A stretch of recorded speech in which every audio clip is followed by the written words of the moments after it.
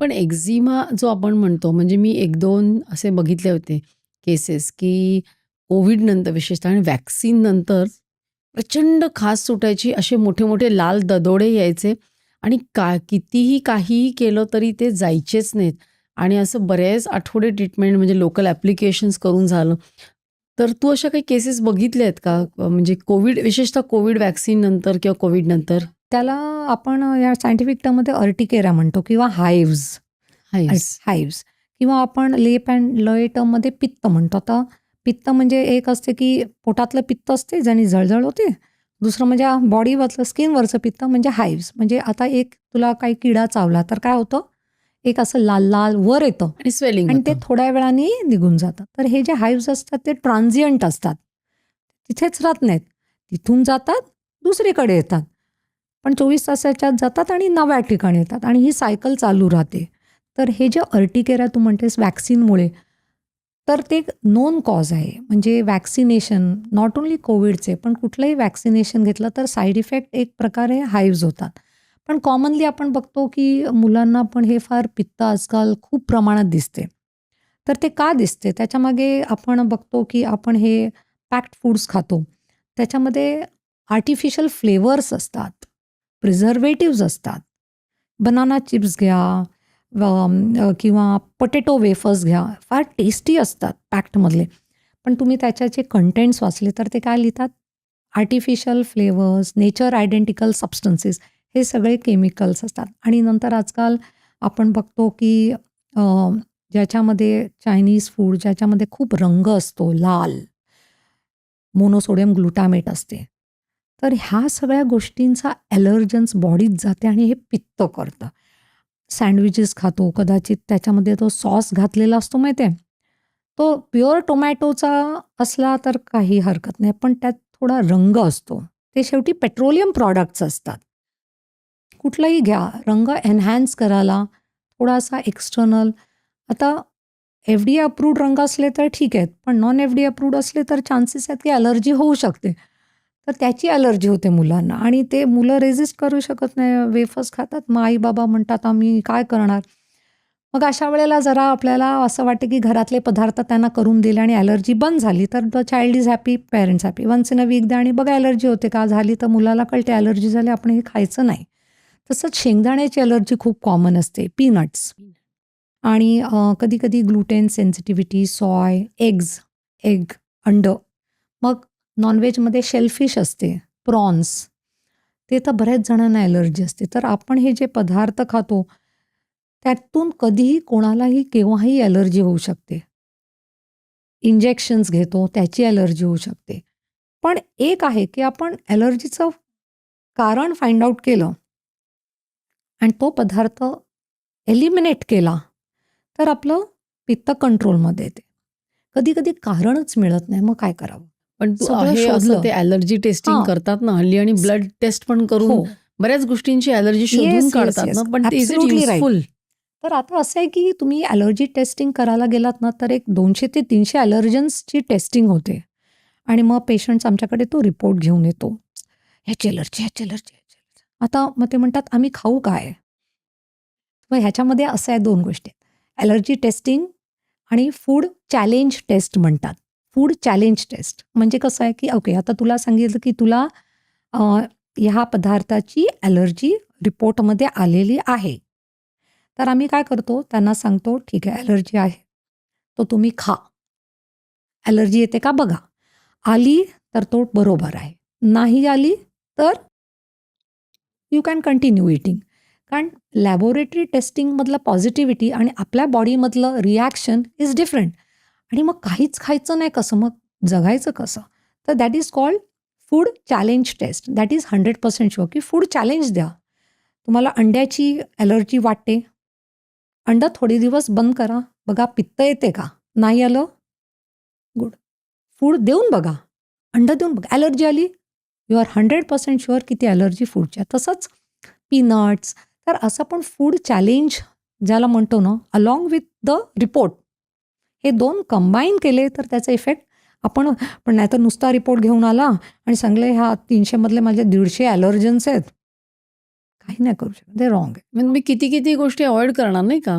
Not only food, आपले पेट animals असतात ना, त्याचे फर असते, डँडर्स असतात, सॉफ्ट टॉईजमधले तंतू असतात, माइट्स. त्याची अलर्जी येते, शिंका येत राहतात. तर असं झालं तर मग छोट्या बाळांना फार त्रास होतो.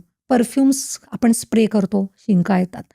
तर हे जेव्हा पित्त रिकरंट होते तेव्हा आपण एक हिस्ट्री घ्यायची असते फॅमिलीमध्ये, की त्या फॅमिलीमध्ये कोणाला रिकरंट सर्दी किंवा अस्थमा, म्हणजे तो आजी आजोबा, काका काकी, इट इज जेनेटिक, किंवा अंगावर काही ॲलर्जी, पित्त, ड्राय स्किन, थंडीत म्हणतात हा खूप ड्राय स्किन होते आणि खाज येते. तर हा जो प्रकार पित्त, ड्राय स्किन, रिकरंट सर्दी किंवा अस्थमा ही फॅमिलीमध्ये आणि सिव्हिअर इचिंग. ॲटोपिया म्हणजे काय होतं, एवढं इचिंग होतं की स्किनवर काही नसते, नुसती खाज होते आणि मग स्किन प्रॉब्लेम होतो. तर अशा वेळेला एक टेस्ट करतो आम्ही, IgE लेवल्स करतो आणि त्याच्यावरून आम्हाला कळते हा एटोपिक आहे, एटोपिक डर्मॅटायटिस, एक प्रकारचा एक्झिमा आहे जो बाहेरच्या कारणाने नाही तर जेनेटिक असतो. आपल्या बॉडी इज व्हेरी सेन्सिटिव्ह. मग अशा वेळेला आम्ही त्यांना सांगतो की बाबा हे पदार्थ अवॉइड करा, कशी काळजी घ्या. हा पण पूर्ण कंट्रोलमध्ये येऊ शकतो, पूर्णपणे कंट्रोलमध्ये येऊ शकतो. पण समजा आपण त्यांना नॉलेजच नाही दिलं की काय अवॉइड करायचं, तर ते त्यांना कळत नाही आणि मग त्रास होतो. तर हे आहे एटोपिक म्हणजे एक्झिमाचा एक प्रकार. जसं आपण कॉन्टॅक्ट डर्मॅटायटिस बघितलं तसा हे कॉज आपल्या बॉडीत असतं. त्यामध्ये पण भरपूर ट्रीटमेंट्स आहेत, मलम आहेत, गोळ्या आहेत आणि छोट्या बाळांमध्ये हा एवढा तीव्रतेने होतो की अख्खी त्यांची फॅमिली असते ना, ती रात्री रात्री झोपत नाही कारण बाळ त्याला खाज खाजवत असते. सुटते. हां. अशा वेळेला अख्खी फॅमिली अफेक्ट होते. पण अनेक त्याच्यामध्ये आपल्याला ट्रीटमेंट आहेत अवेलेबल, खूप ट्रीटमेंट आहेत ज्यांनी तो पूर्ण कंट्रोल होऊ शकतो. क्युअर नाही झालं तरी चालेल, कंट्रोल होऊ शकतो. आणि जसं बाळ मोठं होते तसं ही ओव्हर गोज दिस ॲलर्जी, आणि त्या ॲलर्जी एक 15-16 वर्षापर्यंत त्या निघून जातात आणि he can lead a normal life. एक फक्त 5 ते 10% ते ॲडल्ट लाईफमध्ये जातात आणि ॲडल्ट लाईफमध्ये परत तो एक्झिमा कुठे येऊ शकतो, हाताला, पायाला. आणि मग आम्ही विचारतो लहानपणी तुला ॲलर्जी होती का? हो. तर ती अशी ॲलर्जी लहानपणी खूप असते, मध्ये जाते आणि परत थोडीशी डोकावते. दुसरं आपण बायका बघतो हाताला ॲलर्जी, डिटर्जंट्स, डिटर्जंट. आम्ही हा साबण लावला ॲलर्जी आली, भाजी कापली ॲलर्जी आली. आता काय करावं? काम तर करायचे. तर आम्ही ह्याला काय म्हणतो, जेव्हा हँड एक्झिमा होतो ना, आम्ही जसा हार्ट अटॅक असतो ना, तसं आम्ही म्हणतो हँड अटॅक. कारण हात हे एवढे महत्त्वाचे आहेत की तुम्ही हाताला आराम कसा देऊ शकाल? काही ना काहीतरी काम चालू असते, स्पेशली हाऊसवाईफ. मुलगा म्हणेल मला जेवण पाहिजे, नवरा म्हणेल हे हवं, ती बाई जाईल बिचारी काम करेल. तर आम्ही त्यांना काय म्हणतो माहिती आहे, तुम्ही बाई ठेवा थोडे दिवस, तुमचा हँड एक्झिमा बरा होऊ द्या आणि मग आम्ही तुम्हाला वेगळ्या प्रकारचे ग्लव्ज देऊ, ज्याला आतून कॉटन लायनिंग असते. साधे ग्लव्ज नाहीत, स्पेशल ग्लव्ज असतात, बाहेरून लॅटेक्स असते. असे ग्लोव्ज इथपर्यंत येतात, ते तुम्ही भांडी घासायला, कपडे धुवायला वापरा. भाजी कापायचा ग्लव वेगळा ठेवा, भांडी धुण्याचा आणि कपडे धुण्याचा वेगळा ठेवा, म्हणजे मिक्सअप नाही. कारण कधी कधी भाज्या कापताना मिरची लसूण कापली की झोंबतात, ड्राय होतात, चिरा पडतात आणि जाम आगाग होते. मग त्यांना एका वेळेला असं वाटते अरे आपल्याला जेवण पण करायचे, आग पण होते, काय करणार. अशा वेळेला ते gloves which are lined by cotton lining आतमध्ये, ते फार उपयोगी येतात. आणि बरं करायला तर आपल्याकडे मलम आहेतच. बरं झालं पण होऊ नये ह्याची मला जास्त काळजी असते. बरा झाला आजार परत होणार नाही ह्यासाठी आम्ही बॅरियर क्रीम्स देतो, म्हणजे जे लावून तुम्ही काम करू शकता, जे ॲलर्जन्स बॉडीत जाणार नाहीत. आणि तुम्हाला असं वाटलं तो डिटर्जंट फार स्ट्रॉंग आहे तर तुम्ही तो बदला. माइल्ड एखादा वापरू शकतो. म्हणजे काही काही लोकांकडे वॉशिंग मशीन्स नसतात, तर मग आम्ही सजेस्ट करतो जमलं तर वॉशिंग मशीन घ्या, तेवढाच तो म्हणजे हात वाचतील थोडे दिवस. दुसरं कोणीतरी जेवण केलं, भाजी कापून दिली, तर पहिलं म्हणजे कंट्रोल केला पाहिजे आणि दुसरं म्हणजे परत होऊ नये ह्याची काळजी घेतली पाहिजे. मग ते पूर्णपणे बरं होऊ शकतात. हे सगळं हे सगळे प्रकार एक्झिमाचे आहेत. एक्झिमा माइल्ड असतो, सिव्हिअर असतो. माइल्डमध्ये ड्राय असतो, मॉडरेट आणि सिव्हिअरमध्ये पाणी नुसतं निघत राहतं, इतकं पाणी निघतं आणि इतकी मग त्यावेळेला मला ॲडमिट करावं लागतं पेशंटला. पेशंट ॲडमिट करावंच लागते कारण स्किन हा एक ऑर्गन आहे. एका बाजूला झालेला एक्झिमा पूर्ण बॉडीवर पसरतो, कारण स्किन इज वन ऑर्गन. एका ठिकाणी रॅश येते ती फुल बॉडीवर जाते. अशा वेळेला त्याला ॲडमिट करून आम्हाला त्याला तोंडातून IV फ्लुइड्स देऊन पण एवढ्या सिव्हिअर असतात एक्झिमा? आणि कधीतरी इतकं सिव्हिअर होतो की त्याची होल बॉडी पूर्ण लाल होते. म्हणजे तू बघितलंस ना तर म्हणाला लाल माणूस कसा झाला?